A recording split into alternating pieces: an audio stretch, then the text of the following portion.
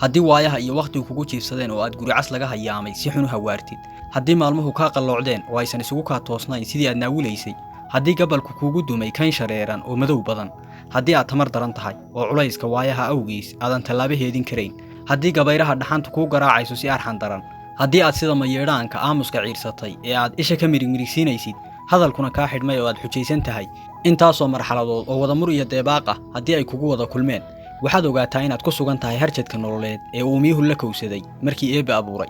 waa dhinaca khadhaadh ee nolosha, waa falsamada iyo xigmadda Eebbe. ha yaabin waa ay yar tahay cid aan soo taaban kulaylka nololeed ee aad la daala dhacayso, ha la yaabin arrimaha oo ogsoonow waa iska xaal adduun.